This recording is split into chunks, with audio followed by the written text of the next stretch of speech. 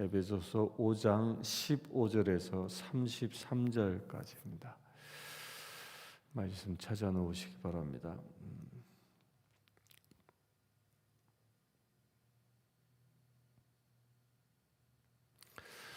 우리는 어저께까지 하나님을 본받는 자 되라라는 말씀을 봤습니다.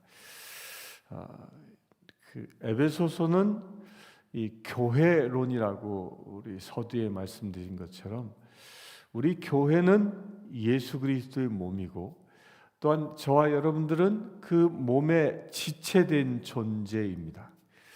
그런데 우리 지체는 모두 다 무엇을 나타내 보여야 합니까? 하나님의 뜻을 우리가 나타내 보일 수 있어야 하는 겁니다. 그 하나님의 뜻을 나타내 보이는 것, 곧 하나님을 우리의 모습을 보면 하나님이 보여지게 하는 것, 이것이 바로 하나님을 본받는 삶이라는 것입니다. 저와 여러분들은 세상에 살아가고 있는 작은 예수와 같은 존재입니다. 따라서 우리를 세상 사람들이 바라볼 때 우리를 통하여 하나님이 보여질 수 있어야 하는 겁니다. 자식을 보면 그 아비가 보이는 것처럼 우리를 보면 하나님이 보일 수 있어야 한다는 것이, 그것이 하나님을 본받는 것이다 라고 얘기합니다. 그 본받는, 하나님을 본받는 삶 가운데에 우리가 우리 성도들 간에 우리 서로 간에 하나님을 본받는 자의 삶의 태도는 무엇인가? 그것에 관하여 오늘 얘기를 나누고자 합니다. 15절 봅니다. 그런즉 너희가 어떻게 행할지를 자세히 주의하여 지혜 없는 자 같이 하지 말고 오직 지혜 있는 자 같이 하여 세월을 아끼라. 때가 악하느니라. 너희가 어떻게 행할지 자세히 주의하여 지혜 있는 자 같이, 지혜 없는 자 같이 하지 말고 오직 지혜 있는 자와 같이 하라. 그러니까 우리가 서로 상호 간에, 우리 성도들 간에 행동하고, 이 행한다라는 것은 언행을 말하는 겁니다. 말하고 행동하는 그 모든 것들은 오직 하나님의 지혜에 근거하여 행하라는 것입니다. 자세히 주의하라. 우리의 일거수일투족이 옛생활, 곧 옛사람의 시절 때에 살았던 그 옛습관, 옛습관들을 벗어버리고 오직 새 사람으로 거듭난 사람의 삶을 살아가는데, 그 거듭난 삶을 살아가는데 오직 나의 삶의 태도들이 혹여 옛습관대로 살아가지 않을까 스스로 주의하고 살피라는 것입니다. 우리 사람들은 한순간에 옛습관으로 넘어갑니다.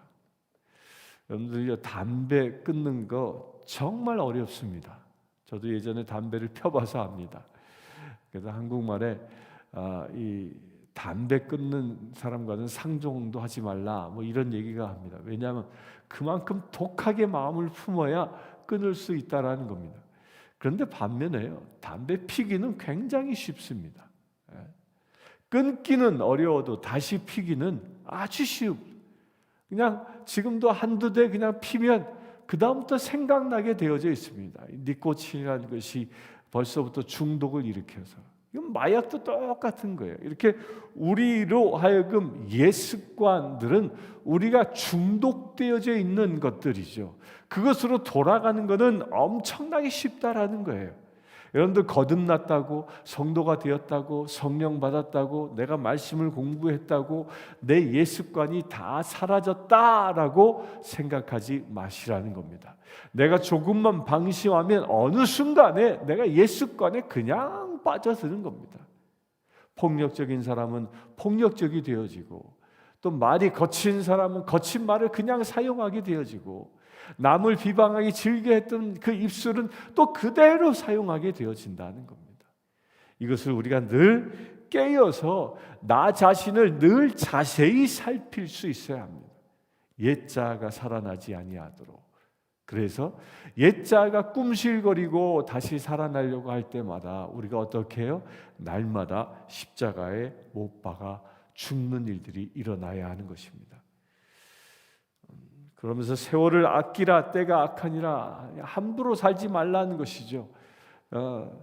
이 때는 악하다, 시대가 악하다. 2000년 전에도 시대가 악했는데요, 지금 또한 엄청나게 악해져 있습니다. 악한 영향력들이 온 세상에 가득 차 있습니다. 17절, 그러므로 어리석은 자가 되지 말고 오직 주의 뜻이 무엇인지 이해하라. 어리석지 말고 내 매 순간 행동하는데 주님의 뜻이 무엇일까?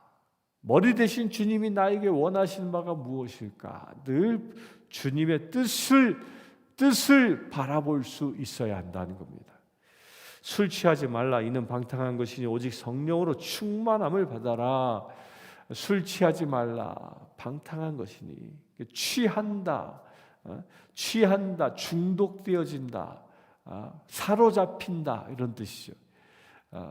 예전에 저도 술을 많이 먹을 때는 그 술이 자꾸 갑니다. 술에 취하면요, 술 취하면 뭐가 돼요?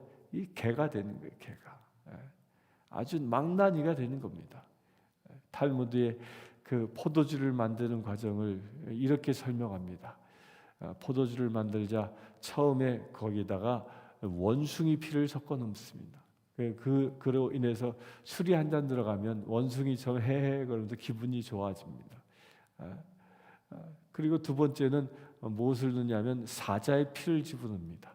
사자의 피를 들으니까 헤헤거렸던 사람이 조금 술을 더 마시면 사자처럼 포악해진다라는 겁니다.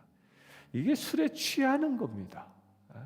그렇게 술에 취하면은 술이 끄는 대로 사는 것처럼 곧 악한 영에 의하여 끌려 산다라는 것이죠. 이것은 옛사람의 습관입니다. 그러나 하나님을 본받은 우리는 술에 취해 사는 자가 아니라 성령으로 충만함을 받으며 날마다 살아야 하는 것입니다. 제가 누누이 말씀드리지만 성령으로 충만함, 그건 어떤 일회성이 아닙니다. 어떤 특별한 집회의 안수를 통하여 얻어지는 그런 일회성이 아니라는 겁니다. 이 시간도 여러분들에게 성령 충만함이 임할 줄 믿습니다. 날마다 기름 부으심으로 내가 채워져야 하는 겁니다. 채워져야 하는 것. 채워질 수 있게 되길 바랍니다. 흘러 넘치는 거예요. 잔에 물이 가득 차 있는 곳에 흘러 넘치는 상태를 보고 성령 충만함이라는 겁니다. 하나님은 여러분들에게 그와 같은 은혜를 부어주길 원하고 계십니다. 여러분들만 채우는 것이 아니라 충만함으로, 그 흘러 넘침으로 인하여 여러분들을 통해서 성령님의 영향력들이 여러분들 주변에까지 흘러가기를 원하는 것입니다. 그렇게 성령 충만함이 일어나면 우리가 병자를 만나 안수할 때 그에게 성령 충만함이 흘러 넘치게 되어져 그가 치유되어지는 거고, 상처받은 자를 만나면 그가 위로받게 되어지는 거고, 낙심하는 자를 만나면 용기를 얻게 되어지는 겁니다. 슬퍼하는 자를 만나면 기뻐해질 수 있는 것이죠. 왜? 나로부터 성령 충만함의 그 기름 부으심이 흘러가게 되어지기 때문입니다. 그래서 성령 충만함을 날마다 기름 부으심을 구해야 하는 것입니다.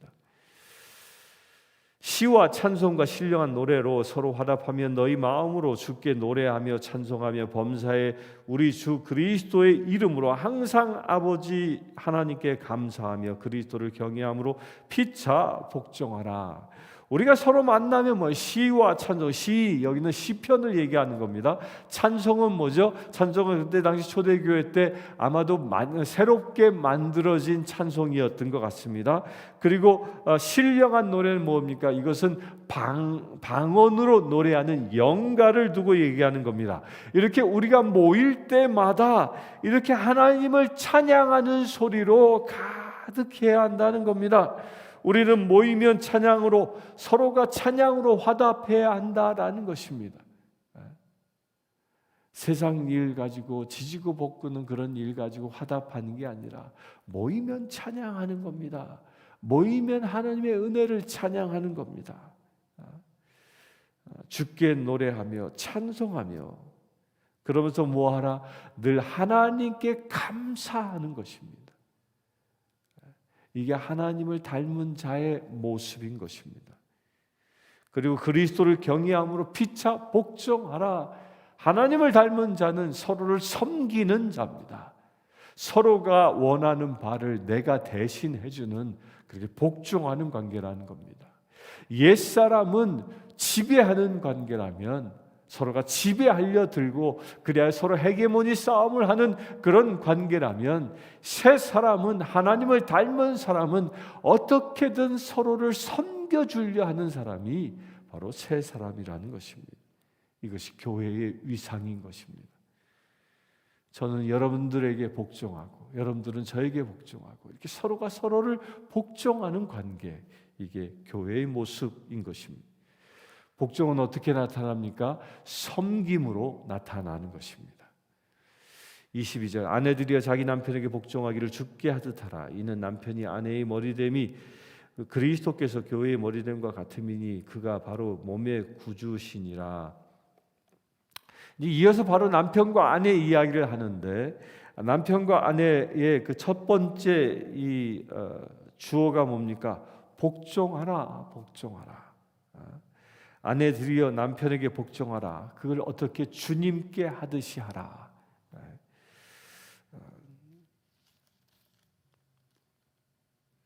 이는 남편이 아내의 머리됨이 그리스도께서 교회의 머리됨과 같으니, 이게 그 가장 곧 이 남편의 권위는 그 집안의 제사장의 권위를 갖는 겁니다. 이건 아브라함으로부터 주어진 그 축복의 권세인 겁니다. 아브라함이 복을 빌면 그 복이 전해지고, 저주하면 저주가 전해지는 것처럼 그 복의 근원된 그 아브라함의 권세, 곧 그것은 제사장의 권세입니다. 그래서 가장은요, 하나님의 제사장의 권세를 가진 자라는 것입니다. 그것이 바로 왕 같은 제사장인 것이죠. 곧 예수 그리스도의 권세인 것이죠. 그것이 누구에게 있습니까? 가장, 남편에게 있는 것입니다. 그러므로 교회가 그리스도에게 하듯 아내들도 범사에 자기 남편에게 복종할지니라. 남편들아, 아내 사랑하기를 그리스도께서 교회를 사랑하시고 그 교회를 위하여 자신을 주신 같이 하라. 그러면서 남편은 아내를 어떻게 하느냐? 머리 되었다고 해서 남편이 아내를 지배하는 존재가 아닙니다. 어떻게 해요? 남편에게 아내가 복종하듯이 복종하면 남편은 아내를 어떻게 사랑하라. 이 사랑한다라는 건 뭐예요? 온전히 하나 되라라는 것입니다. 그래서 온전히 하나 되어진다라는 것은 서로가 같은 위치에 설 때 가능한 것입니다. 여기서 남편이 아내에게 복종한다고 해서 남편은 윗사람이고 아내는 아랫사람의 이런 관계가 아닌 겁니다. 사랑은 서로 동등한 존재에서 하나 되는 관계를 말하는 것이죠. 그래서 머리된 자가 아내된 자에게 낮은 자리에 머물러 아내를 진정으로 자기 몸처럼 사랑하는 관계, 이것을 얘기하는 겁니다.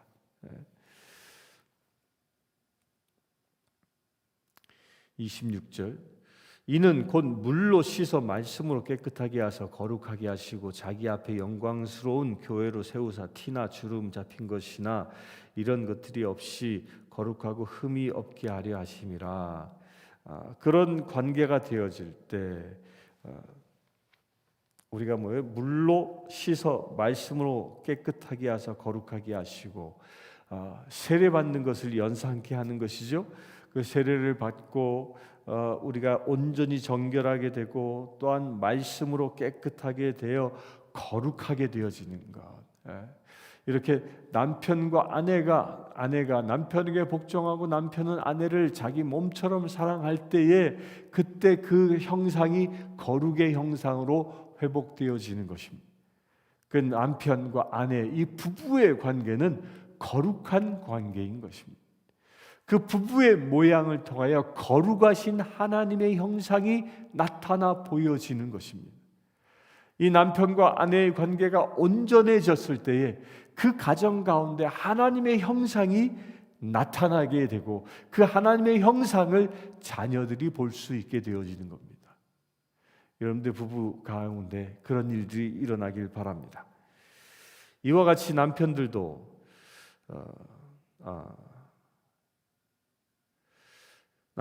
자기 아내를 사랑하기를 자기 자신과 같이 할지니 자기 아내를 사랑하는 자는 자기를 사랑하는 것이라.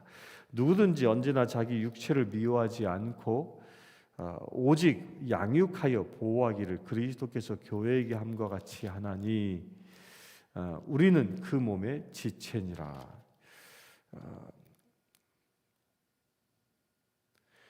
누구든지 언제나 자기 육체를 미워하지 않고 오직 양육하여 보호하기를 그리스도께서 교회에게 함과 같이 하나니 우리는 그 몸의 지체니라. 우리가 뭐예요? 몸의 지체, 그 우리 교회 공동체의 지체죠. 그 지체들은 이렇게 남편과 아내 거룩한 가정들이 모여서 하나의 예수 그리스도의 지체를 이룬다라는 것입니다. 그래서 우리를 통하여 거룩하신 하나님의 형상이 드러나는 것입니다.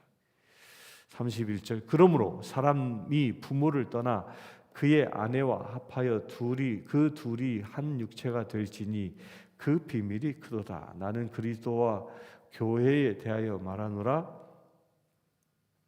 그러나 너희도 각각 자기의 아내 사랑하기를 자신과 같이 하고 아내도 자기 남편을 존경하라. 사람이 부모를 떠나 그의 아내와 합하여 그 둘이 한 육체가 될지니 남자와 여자가 만나 결혼을 하면 대전제는 부모로부터 이제 떠나는 것입니다. 이거 분명히 알아야 합니다. 이 고부간의 갈등이 왜 일어납니까? 바로 이 말씀에 순종하지 않아서 그런 겁니다.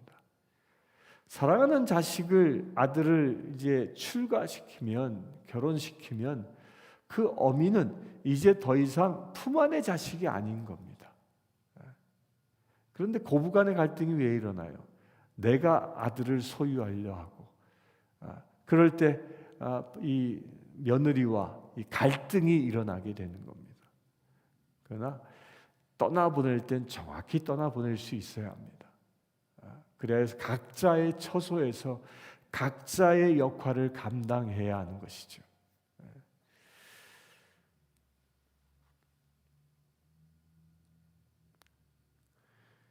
아내와 남편은 그 둘이 한 육체가 되었다라고 얘기합니다. 몸은 남자와 여자의 몸일지라도 이 남편과 아내는 한 몸 된 관계인 겁니다. 이 한 몸 된 관계는 어느 누구도 떼어놓을 수 없는 것입니다. 왜 우리가 한 몸 되어졌습니까? 하나님께서 우리를 한 몸 되게 만드셨기 때문입니다. 따라서 하나님께서 한 몸 되게 만든 그 지체를 떼어놓을 수 없는 것이죠. 이 비밀이 크도다. 나는 그리스도와 교회에 대하여 말하노라. 이 비밀, 그 사도 바울이 지금 부부간의 관계를 통하여 지금 무엇을 얘기하고 있는 것이냐면 교회를 이야기하고 있다라는 겁니다. 교회는 예수 그리스도의 신부이기도 하기 때문입니다. 예수 그리스도는 우리의 신랑 되어져 있고 또한 교회된 우리는 예수 그리스도의 신부인 것입니다. 이것을 부부간의 관계를 비유하여 설명하고 있는 겁니다. 이 부부론, 이 남편과 아내의 이 관계론은 교회와 예수 그리스도와의 관계론이기도 하다는 것입니다. 곧 우리의 머리는 예수 그리스도인 것처럼 우리는 누구에게 복종해야 합니까? 예수 그리스도에게 온전히 복종해야 하는 것입니다. 그래서 주께서 말씀하시는 바에 1.1획도 불순종하지 아니하고 온전히 순종할 수 있어야 하는 것입니다. 주께서 가라 하시면 가고 서라 하시면 설 수 있는 것, 세상 땅끝까지 복음을 전하라 하셨기에 복음을 전하는 것, 내 이웃을 내 몸처럼 사랑하라 하셨기 때문에 사랑하는 것, 이것이 말씀에 복종하는 것.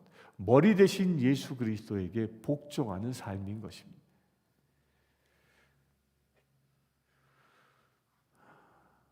교회의 관계가 바로 말씀에 복종하는 관계라는 것입니다.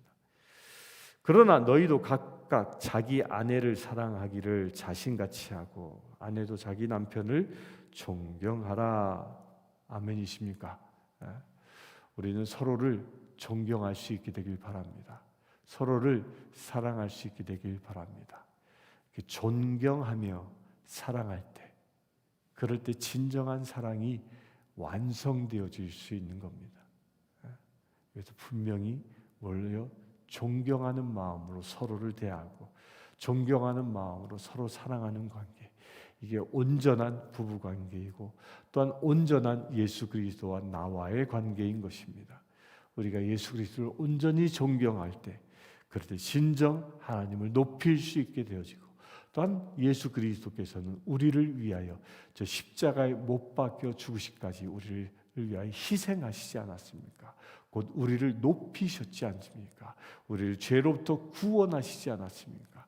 그 관계인 것처럼 여러분들도 남편과 아내가 서로 주님과 우리의 관계처럼 회복되어져 온전한 거룩한 가정, 온전한 교회 되기를 주의 이름으로 축원합니다. 잠시 기도하겠습니다. 주 아버지 하나님, 남편과 아내의 관계가 예수 그리스도와 우리의 관계라 말씀하셨습니다.